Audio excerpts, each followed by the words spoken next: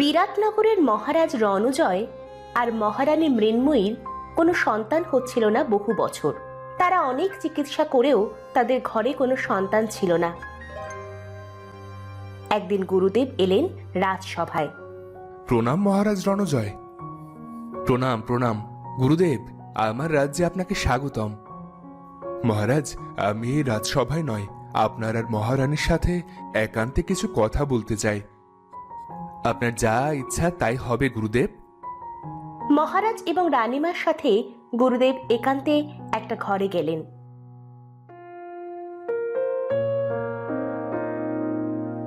সেখানে গুরুদেব বললেন, বলুন গুরুদেব, আপনি কি এমন গুরুত্বপূর্ণ কথা বলতে চান একান্তে? বলুন। কি ব্যাপার গুরুদেব, কোনো সমস্যার আগমন হচ্ছে কি? না মহারানী, আমি আপনাদের দুঃখের কথা জানি মহারাজ।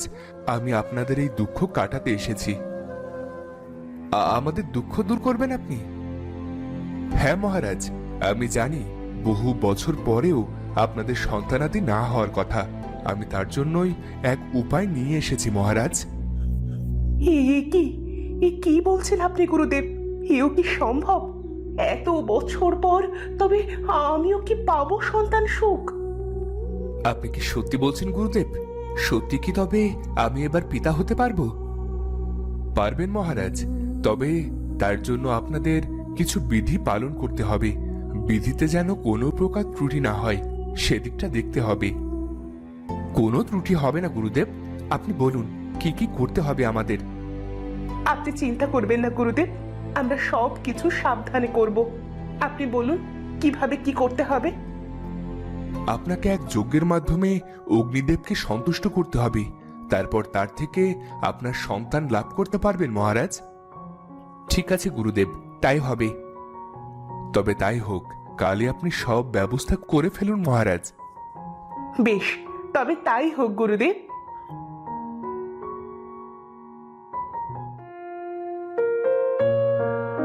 মহারাজ আর মহারানীকে নিয়ে পরদিন সকালে গুরুদেব এক অগ্নিযজ্ঞে বসলেন। কিন্তু যজ্ঞ করতে গিয়ে এক দুর্ঘটনার মুখে পড়ে তারা। হঠাৎ করে ঘটের জল ভুল করে সেই অগ্নিযজ্ঞে উল্টে পড়ে সব আগুন নিভে যায়। এ কি অনর্থ হলো! আমি ইচ্ছে করে এই জল ফেলিনি গুরুদেব। এখন কি হবে? এ কি হলো গুরুদেব? এখন কি হবে? সর্বনাশ হয়ে গেছে মহারাজ। অগ্নিযজ্ঞে বিঘ্ন ঘটে গেল। অগ্নিদেব এখন রুষ্ট হয়েছেন। এ কি করলেন আপনি মহারানী? এ কি করলেন?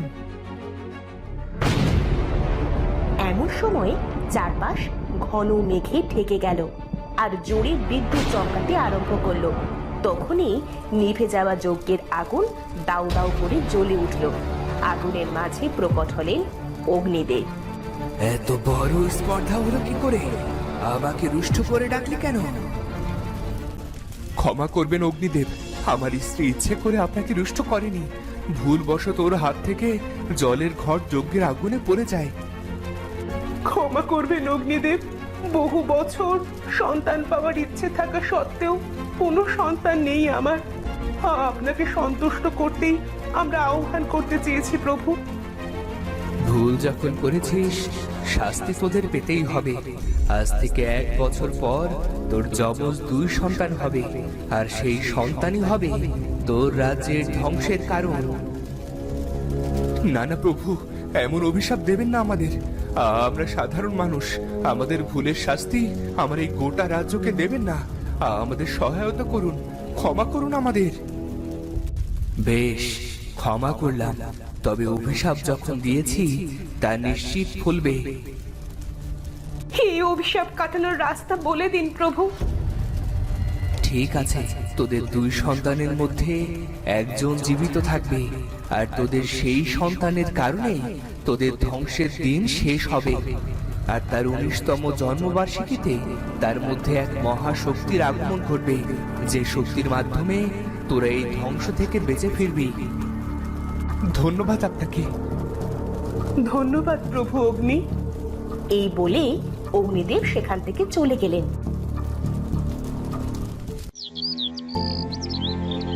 1 বছর পর মহারানীর কোল আলো করে এলো যমজ দুই সন্তান, একজন ছেলে আর একজন মেয়ে। মহারাজ শখ করে ছেলের নাম রাখলেন রূপায়ণ আর মেয়ের নাম দিলেন রূপমতী।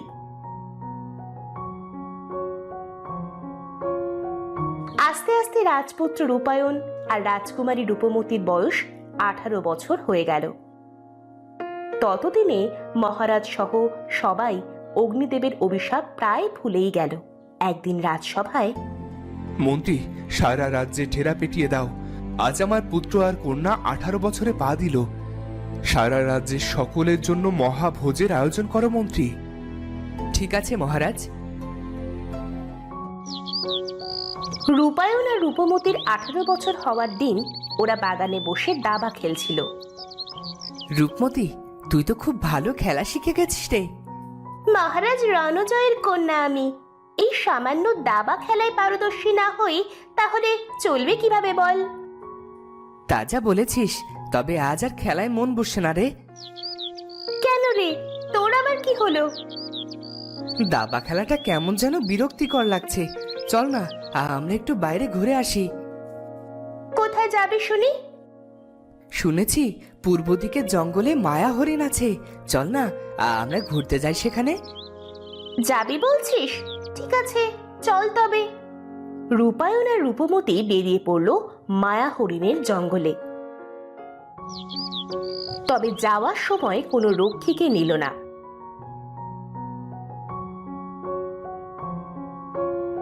জঙ্গলের ভিতর ঢুকেই ওরা অবাক হয়ে যায়, কারণ ওরা এত সুন্দর জঙ্গলে এর আগে কখনো আসেনি, শুধু নাম শুনেছিল। এমন সময় ওরা একটা বিশাল গাছ দেখলো। ওই যে রূপমতি, ওই যে দেখ, ওই গাছটা। হ্যাঁ রে, গাছটায় এমন কালো সুতো বাঁধা কেন?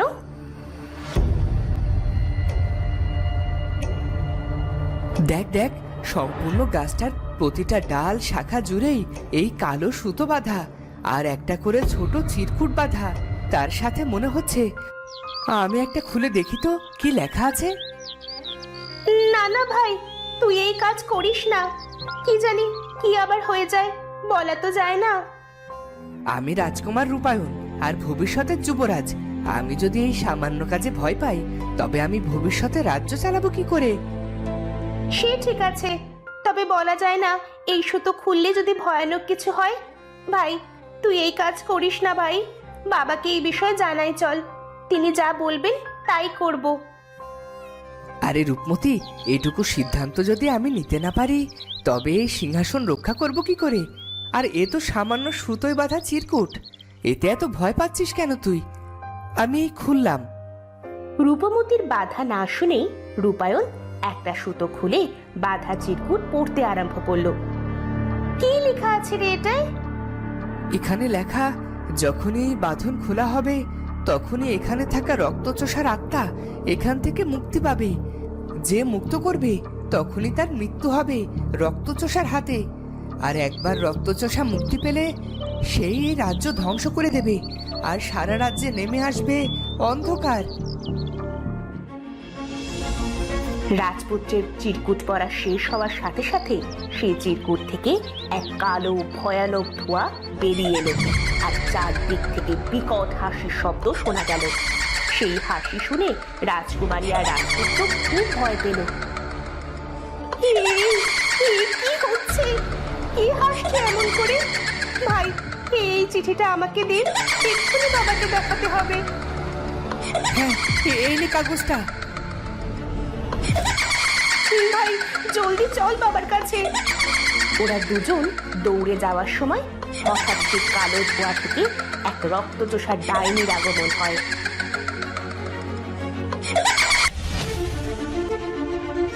সে সাথে সাথে রাজকুমারের গলায় কামড় দিয়ে সব রক্ত চুষে নিয়ে সেখান থেকে উড়ে চলে যায়। রাজকুমারের সারা শরীর রক্তশূন্য হয়ে পড়ে যায় মাটিতে। কি হয়ে গেল? ভাই রূপায়ণ, চোখ খোল। তুই এভাবে মারা যেতে পারিস না ভাই, চোখ খোল।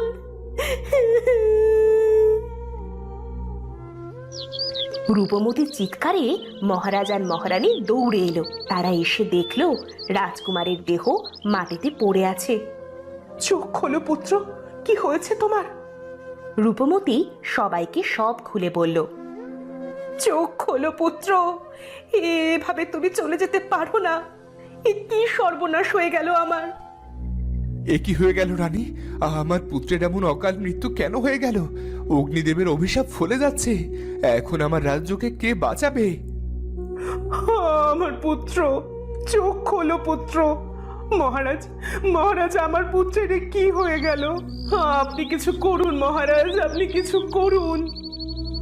অগ্নিদেবের অভিশাপ ফলে গেছে রানী। এখন আমার রাজ্যের ধ্বংস হওয়ার পালা। না মহারাজ, এটা হতে পারে না।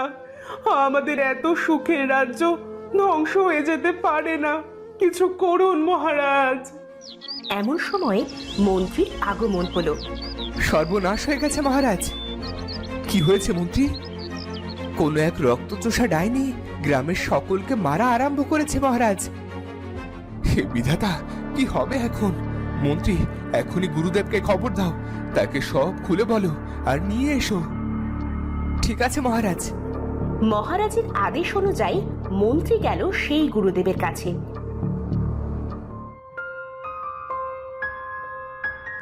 এ কি শুনছি মহারাজ? অগ্নিদেবের অভিশাপ যে অক্ষরে অক্ষরে ফলছে। বাঁচান আমাদের, আমাদের রাজ্যকে বাঁচান। আমাকে উপায় বলে দিন। উপায় নেই মহারাজ, এখন শুধু অপেক্ষা। মনে করুন অগ্নিদেবের অভিশাপ। তিনি বলেছিলেন আপনার এক সন্তান জীবিত থাকবে, আর তার 19 বছর হওয়া মাত্রই তার মধ্যে এক শক্তির সঞ্চার ঘটবে। সেই পারবে এই বিপদ থেকে রাজ্যবাসীকে বাঁচাতে। আর আপনার জীবিত সন্তান মানে রাজকুমারী রূপমতি। তার 19 বছর হওয়া পর্যন্ত অপেক্ষা করুন মহারাজ। কিন্তু গুরুদেব, ততদিনে কি হবে সকলের? যেভাবে রক্তচোষা ডাইনি সবার রক্ত চুষে শরীর রক্ত শূন্য করে মেরে ফেলছে, তাকে কি এই 1 বছরে কিভাবে দমিয়ে রাখা যাবে? এক উপায় আছে মহারাজ। এই নিন এক মায়া আয়না। এক সময় এই ডাইনিকে আমি বন্দি করেছিলাম এই আয়নাতে, কিন্তু একদিন ও ছাড়া পেয়ে যায় এখান থেকে।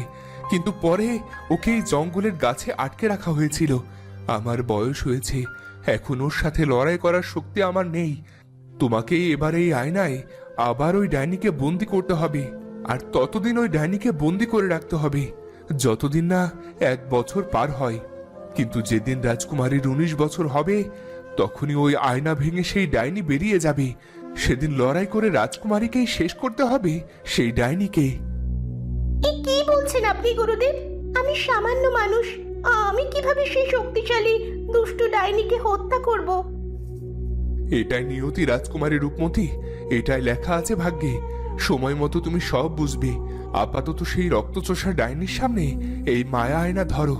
যদি সে এই আয়নায় নিজের মুখ দেখে, তাহলে সে এই আয়নায় বন্দী হয়ে যাবে। ঠিক আছে গুরুদেব, আপনি যা বলবেন তাই হবে। মা রূপমতি, তুই আমাদের বাঁচার একমাত্র পথ মা। বেশ বাবা, যদি সকলের ভালোর জন্য আমাকে এই ডাইনির সাথে যুদ্ধ করতে হয়, তবে আমি তাই করব।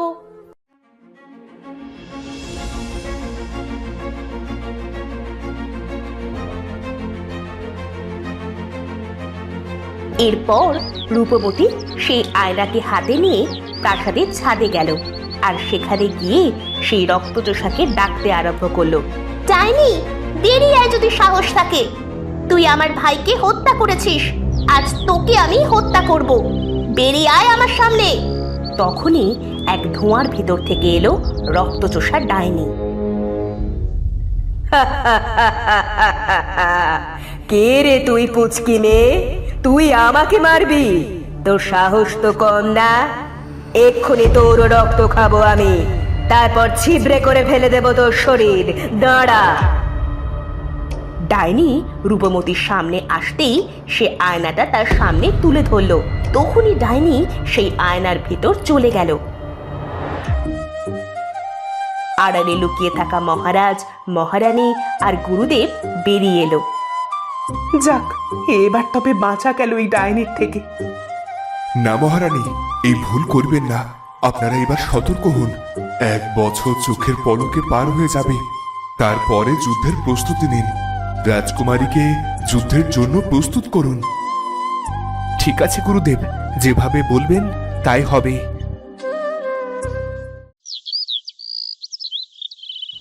1 বছর মহারাজ রূপমতিকে কঠোর পরিশ্রম করালেন, তাকে বিভিন্ন অস্ত্র শিক্ষাও দিয়ে পারদর্শী করে তুললেন। আর সেই আয়না রাজকুমারী রূপমতির কক্ষে রাখা হলো। রূপমতি রোজ সেই আয়নার সামনে বসে থাকতো আর ভাবতো, এই ভাঙা আয়নায় আছে সেই ডাইনি। আমি তোকে কিভাবে মারবো জানি না, কিন্তু এটা জানি তোকে শেষ করতেই হবে আমায়, না হলে যে রাজ্যের সকলকে তুই মেরে ফেলবি ডাইনি। আয়নাটি হাতে তুলে নেওয়ার পর হঠাৎ হাত থেকে পড়ে ভেঙে যায় সেই আয়না, আর বিকট হাসি দিয়ে বেরিয়ে আসে সেই ডাইনি।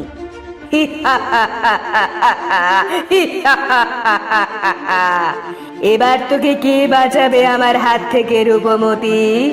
কিন্তু তোকে মারার আগে আমি সকলকে মেরে ফেলবো। এই বলে ডাইনি সেখান থেকে বেরিয়ে যায়। মা, ও মা, তাড়াতাড়ি এসো, সর্বনাশ হয়ে গেছে মা।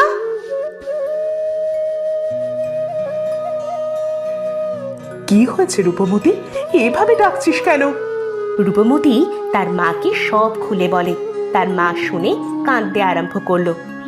এ কি হয়ে গেল? এবার কি হবে? মহারাজ, মহারাজ কোথায় আপনি? এখানে আসুন মহারাজ। কি হয়েছে রানী? এভাবে ডাকছো কেন? আর এভাবে কাঁদছোই বা কেন? মহারাজ সব কথা শুনল এবং বলল, মা রূপমতি, যা হয়েছে তা নিয়তিতে লেখা ছিল। তুমি হয়তো ভুলে গিয়েছ, আগামী 2 দিন পরে তোমার 19 বছর পূর্ণ হবে। তোমার হাতে আর বেশি সময় নেই মা। এই 2 দিনেই তোমাকে যা করার করতে হবে। আমি এবার কি করব বাবা? এই 2 দিনে আমি কি করব আমাকে বলে দাও। ভয় পাস না মা, এই দুর্যোগ তোকেই কাটাতে হবে। ভাগ্যে তাই লেখা আছে, ওই ডাইনির নিধন তোকেই করতে হবে মা, তোকেই। আমার যে খুব ভয় করছে বাবা, আমি পারবো তো বাবা? তোকে পারতেই হবে, আমাদের জন্য আর আমাদের এই গোটা রাজ্যের জন্য। তোর ভাইকে হত্যা করেছে ওই রক্তচোষা ডাইনি। তোর ভাইয়ের হত্যার প্রতিশোধ তোকে নিতেই হবে। হ্যাঁ মা, তোর বাবা ঠিকই বলছে। ওই ডাইনি না জানি এখন কোন মায়ের কোল খালি করছে, না জানি এখন সে কার রক্ত খাচ্ছে। বেশ, আমি করব এই ডাইনির বধ। এবার আমাকে কি করতে হবে বাবা? তুই এখন বেরিয়ে পড় গুরুদেবের আশ্রমে, তার কাছেই তুই সব জানতে পারবি।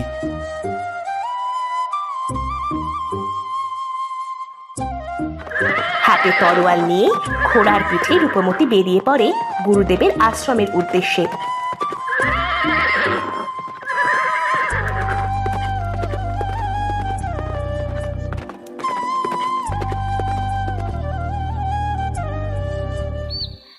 সেখানে পৌঁছে দেখে গুরুদেব ধ্যানে বসেছেন। গুরুদেব প্রণাম গুরুদেব। আরে মা রূপমতি, তুই এখানে? রূপমতির কাছ থেকে সব শুনল গুরুদেব। সব শুনে তিনি বললেন, তুই এখনই যা মৎস্যপের কাছে, সেখানে তুই পাবি সোনার জল আর রূপোর জল। তারপর সেই তোকে বাকি রাস্তা দেখিয়ে দেবে। তবে সাবধান, তোর হাতে এই মাত্র 2 দিন। এর মধ্যে যদি তুই এই ডাইনিকে মারতে না পারিস, তাহলে সে তোকে মেরে ফেলবে। আর তোকে মেরে ফেললে এই পৃথিবীতে সবচেয়ে শক্তিশালী হয়ে যাবে ওই ডাইনি। মৎস্যকে আমি কোথায় পাবো গুরুদেব? এখান থেকে 2 ক্রোশ পথ পাড়ি দেওয়ার পর এক ফুল বাগান পাবি। সেই বাগান পেরোনোর পর দেখতে পাবি এক মস্ত গুহা। সেই গুহার ভিতরেই মৎস্যপের বাস। সেই গুহার নীল সরোবরে মৎস্যপ থাকে। সেখানে গিয়ে তাকে ডেকে বলবি, আমি বিরাট নগরের রাজকন্যা। গুরুদেব আমাকে সোনার আর রূপোর জল নিতে পাঠিয়েছে ডাইনিকে মারার জন্য। সেই তোমাকে সোনার জল আর রূপোর জল দেবে। ঠিক আছে, এবার আমাকে আশীর্বাদ করুন গুরুদেব। সফল হ মা, সফল হ। রূপমতি সেখান থেকে বেরিয়ে গেল মৎস্যপের কাছে।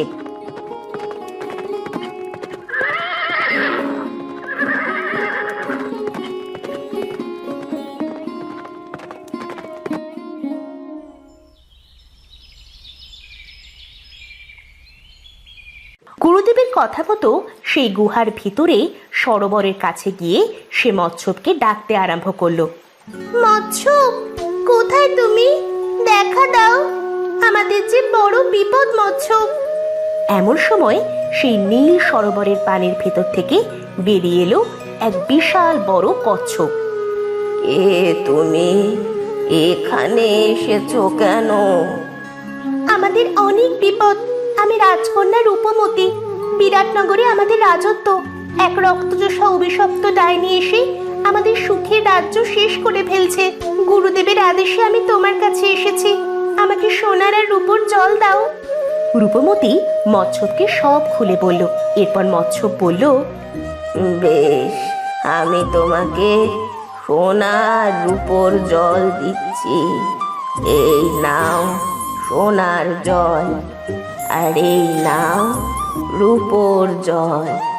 এটা তুমি সেই মায়া আয়নায় ছিটিয়ে দেবে। তারপর সেখান থেকে তুমি মহাশক্তি পাবে, আর তখনই তুমি তোমার তরবারি দিয়ে ওই ডাইনিকে শেষ করতে পারবে। ঠিক আছে মৎস্য, আমি এখন যাই তবে। যাও, মঙ্গল হোক তোমার।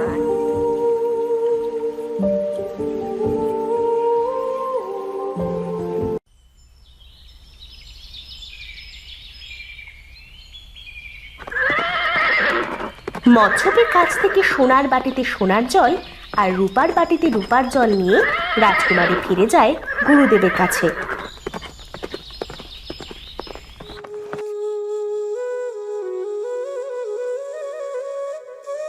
এসেছো মা?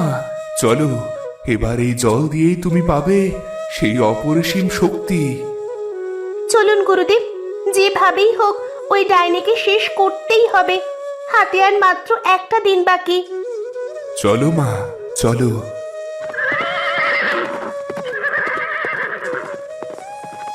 গুরুদেব আর রাজকুমারী রূপমতী তাদের প্রাসাদে ফিরে গেল।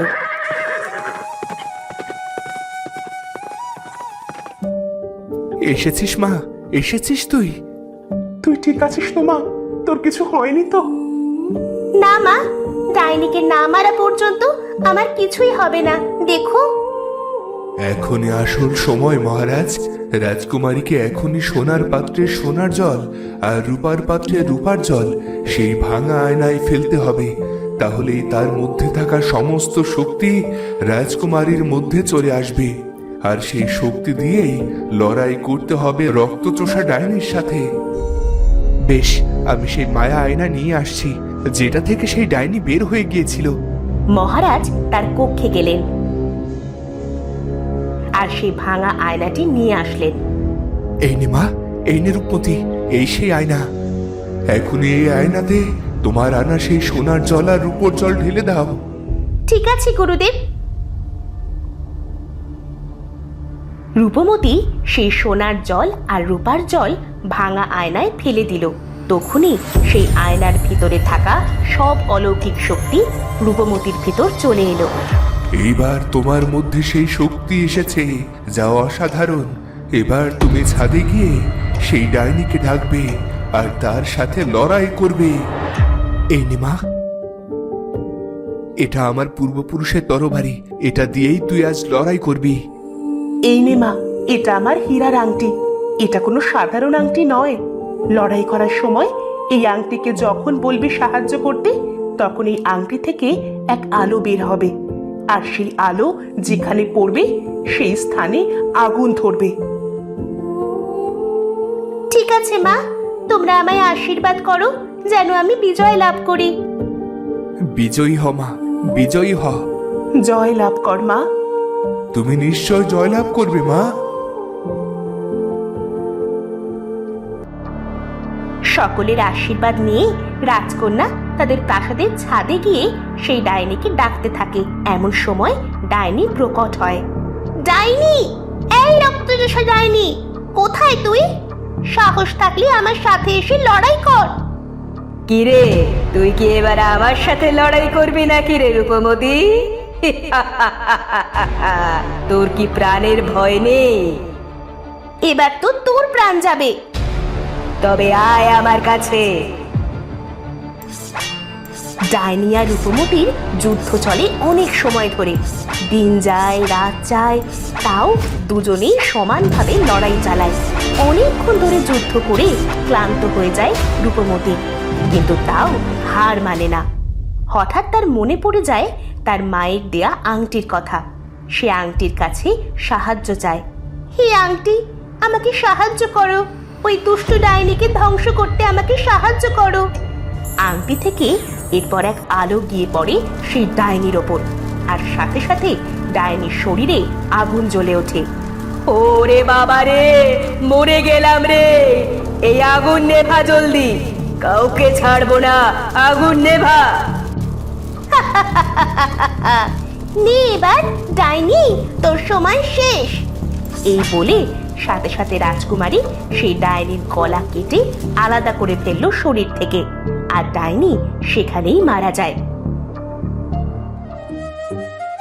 তখন দূরে দাঁড়িয়ে থাকা মহারাজ, মহারানী আর গুরুদেব এগিয়ে আসলো।